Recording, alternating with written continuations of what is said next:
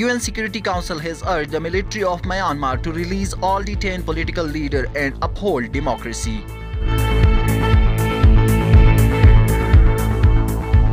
The US President Joe Biden announced end to support for offensive operation in Yemen.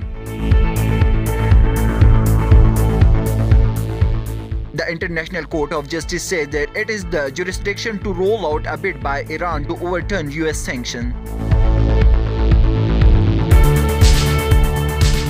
It will be difficult for Modi government to stay in power if controversial formula are not repealed, says Indian farmers.